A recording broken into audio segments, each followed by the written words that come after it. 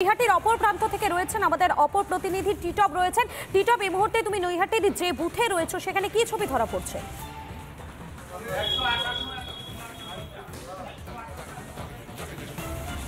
দেখো, একদম তাই। ইতিমধ্যেই ভোট গ্রহণ প্রক্রিয়া কিন্তু শুরু হয়ে গিয়েছে। ভোটাররা তারা এসছেন, তারা ভোট দিচ্ছেন, তারা ভোটদান পর্ব চলছে।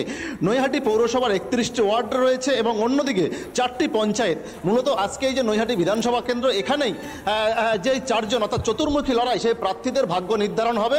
আজকে যে ভোটদানের যে উৎসব, সেই উৎসব পর্ব কিন্তু চলছে। রাজ্য পুলিশের পাশাপাশি কেন্দ্র বাহিনীর জওয়ান তারাও কিন্তু ভেতরে রয়েছেন। অর্থাৎ এই যে কড়া নিরাপত্তা, তার ছবিটা কিন্তু আমরা এই মুহূর্তে দেখাচ্ছি। আমাদের দর্শকরা দেখছেন যে কেন্দ্র বাহিনীর ভেতরের দিকে কিন্তু প্রচুর পরিমাণে দেওয়া হয়েছে, ডেপ্লয়েড করা হয়েছে। পাশাপাশি রাজ্য পুলিশও রয়েছে, যাতে কোনো রকমভাবে ভোটারদের যাতে কোনো সমস্যা না হয়। তারা কিন্তু সকাল থেকেই যে লাইন, তারা যে ভোটদান পর্ব, যে উৎসব, সেই উৎসবে তারা সামিল হয়েছেন।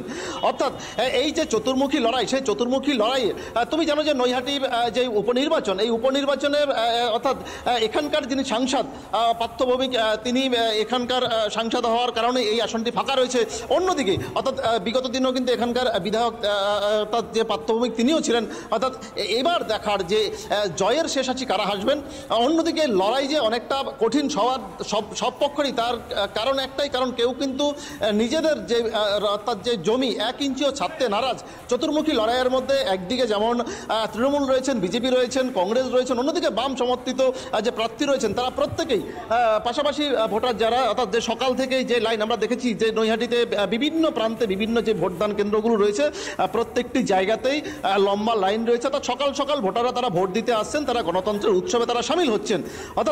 অর্থাৎ আজকের যে দিনটা, অর্থাৎ গণতন্ত্রের উৎসবে তারা সামিল হচ্ছেন। সকাল সকাল ভোটের লাইনে দাঁড়িয়ে পড়েছেন নৈহাটির যারা ভোটাররা রয়েছেন তারা। এই মুহূর্তে আমার সঙ্গে আরো দুজন আমাদের প্রতিনিধি, মাদারিহাট থেকে সুদীপ এবং হারোয়া থেকে পিঙ্কি অধিকারী আমার সঙ্গে এই মুহূর্তে যোগদান করেছে। আমি একবার হারোয়ার ছবিটা দেখে নিই। পিঙ্কি, এই মুহূর্তে তুমি হারোয়ার যে বুথে রয়েছো, সেখানে যারা ভোটাররা, তাদের কি লাইনে পড়ে গিয়েছে, তারা ভোট দিতে চলে এসেছেন সকাল সকাল?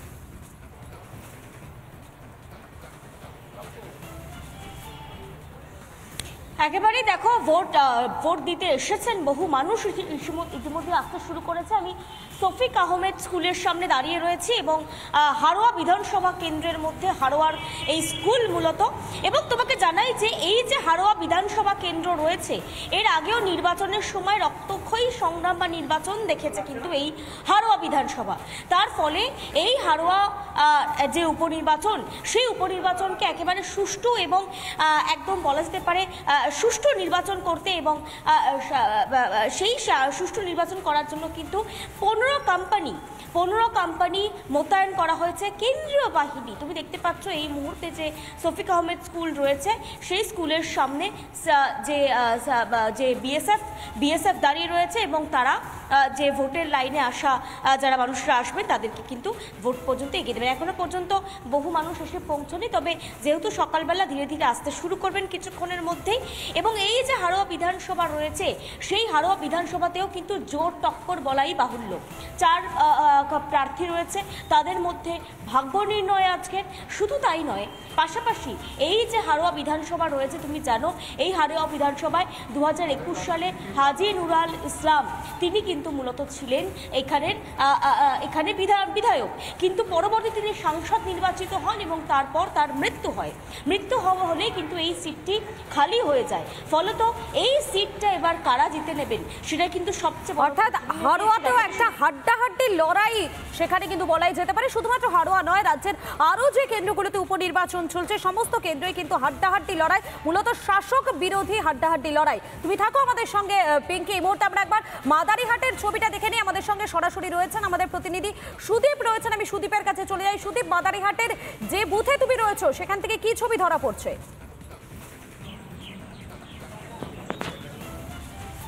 মাদারিহাট উপনির্বাচন, এই মাদারিহাট বর্তমানে আমরা রয়েছি হচ্ছে উত্তর খয়েরবাড়ি নিম্ন বুনিয়াদী বিদ্যালয়। এবং এই উত্তর খয়েরবাড়ি নিম্ন বিদ্যালয় কিন্তু সকাল সকাল কিন্তু ভোটাররা কিন্তু চলে এসেছে লাইনে এবং ভোট পর্ব শুরু হয়ে গিয়েছে। যেটা বলে রাখি, কিন্তু এই মাদারিহাটে কিন্তু যে লোকসভাতে কিন্তু যে বিধায়ক ছিল মনোজ টিগ্গা, সে সাংসদ হয় এবং তারপরে এটাই খালি হয়ে যায় এবং তারপরে এই উপনির্বাচন হচ্ছে। এই মাদারিহাটে মূলত কোনো দুমুখী লড়াই, তৃণমূল ও বিজেপির মধ্যে কোনো লড়াই। 7 জন প্রার্থী রয়েছে, ভোটার রয়েছে প্রায় 2,20,000 ভোটার রয়েছে এবং এবং বিভিন্ন জায়গায় যে কিন্তু সকাল সকাল থেকে শুরু হয়ে গেছে কিন্তু ভোট পর্ব এবং ভোটাররা কোনো দাঁড়িয়ে রয়েছে ভোটার লাইনে।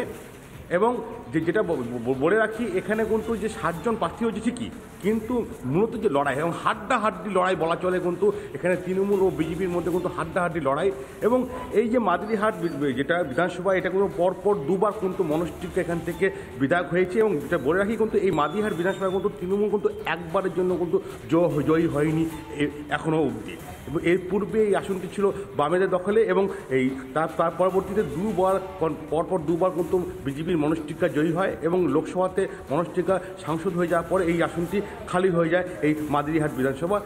সকাল থেকে ভোট শুরু হয়ে গেছে, বর্তমানে রয়েছে আমরা অর্থাৎ মাদারিহাটেও সাধারণ মানুষ সকাল থেকে কিন্তু উপনির্বাচনী ভোটের যে লাইন, সে লাইনে তারা দাঁড়িয়ে পড়েছেন। তুমি থাকো আমাদের সঙ্গে সুদীপ। এই মুহূর্তে আমাদের সঙ্গে আরো 2 জন প্রতিনিধি যোগদান করেছেন। তালডাংরা থেকে রয়েছেন আমাদের প্রতিনিধি মৃন্ময় রয়েছেন, এর পাশাপাশি মেদিনীপুর থেকে রয়েছেন সুদীপ্ত। আমি একবার সুদীপ্তর কাছে চলে যাই। সুদীপ্ত, এই মুহূর্তে তুমি যে বুথে রয়েছো সেখান থেকে কি ছবি ধরা পড়ছে?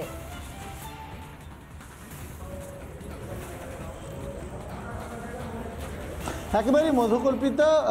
আমি রয়েছি মেদিনীপুরের মোহনানন্দ বিদ্যা মন্দিরে। তুমি দেখতে পাচ্ছ ইতিমধ্যেই কিন্তু ভোট গ্রহণ তা কিন্তু শুরু হয়ে গিয়েছে এবং যদি চিত্রটা দেখাই তোমাকে, তুমি বুঝতে পারবে। দেখো, ভোটারদের কিন্তু লাইনও ইতিমধ্যেই পড়তে শুরু করে দিয়েছে। তোমাকে জানিয়ে রাখবো, এইবার কিন্তু এই যে মেদিনীপুর কেন্দ্রের উপনির্বাচন, সেখানে কিন্তু তৃণমূল, বিজেপি, কংগ্রেস এবং সিপিএম 4 প্রার্থীর মধ্যে লড়াই। জুন মালিয়া সাংসদ হয়ে যাওয়ার পরে কিন্তু এই কেন্দ্রে উপনির্বাচন হচ্ছে। ইতিমধ্যেই ভোটাররা ধীরে ধীরে আসতে শুরু করেছে এবং যত সময় গড়াবো তত কিন্তু ভোটারদের লাইন যে বাড়বে তা কিন্তু বলাই বাহুল্য। এবং শুধু এখানে নয়, সমস্ত মেদিনীপুর যে কেন্দ্র, সেই কেন্দ্রে কিন্তু সব জায়গাতেই এখনও পর্যন্ত শান্তিপূর্ণভাবেই যে ভোট গ্রহণ প্রক্রিয়া তা শুরু হয়েছে এবং কোথাও কোনো সমস্যা একেবারেই বোঝা যাচ্ছে যে এখনো পর্যন্ত শান্তিপূর্ণভাবে নির্বাচনটা চলছে। এখন বেলা গড়ালে ছবিটা ঠিক কোন দিকে যায় সেদিকে নজর থাকবে। তুমি থাকো আমাদের সঙ্গে সুদীপ্ত। আমি একবার তালডাংরার ছবিটা দেখে নেই। মৃন্ময় রয়েছেন আমাদের সঙ্গে। মৃন্ময়, আমরা গতকাল থেকে দেখছিলাম তালডাংরাকে কার্যত সেটাকে একটা নিরাপত্তার বলয়ে মুড়ে ফেলা হয়েছে। এই মুহূর্তে সেখানে ঠিক কি ছবি ধরা পড়ছে তুমি যে কেন্দ্রে দাঁড়িয়ে রয়েছো সেখান থেকে?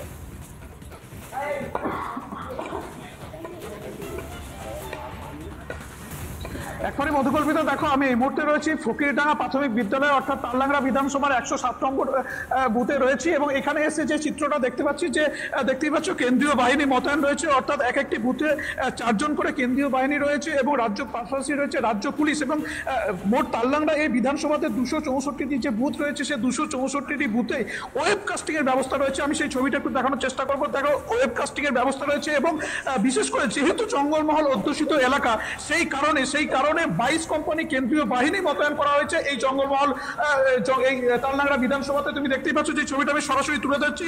ওয়েবকাস্টিং এর মাধ্যমে কিন্তু সরাসরি দিল্লি থেকে কন্ট্রোল করা হচ্ছে এই সমস্ত বুথগুলিতে, যে কোনো ঝামেলা অশান্তির সমস্ত কিন্তু নজরদারির মধ্যে রাখা হয়েছে। এবং সকাল সকাল দেখতেই পাচ্ছ যে ভোট গ্রহণ কেন্দ্র তো ইতিমধ্যে শুরু হয়েছে। পাশাপাশি তারা সকাল সকাল লম্বা লাইনে দাঁড়িয়ে আছেন ভোটাররা। যে ছবিটা অর্থাৎ সকাল সকাল লম্বা লাইন পড়ে গিয়েছে তালডাংরাতে এবং এর পাশাপাশি একেবারে নিরাপত্তাটা জোরদার করা হয়েছে। ওয়েবকাস্টিং এর ব্যবস্থাও রয়েছে। নানা ধরনের কন্টেন্ট দেখার জন্য লাইক করুন, শেয়ার করুন আমাদের ফেসবুক পেজ, সাবস্ক্রাইব করুন আমাদের ইউটিউব চ্যানেল। পাশাপাশি অন্যান্য ব্রেকিং নিউজের জন্য অবশ্যই চোখ রাখুন রিপাবলিক বাংলায়।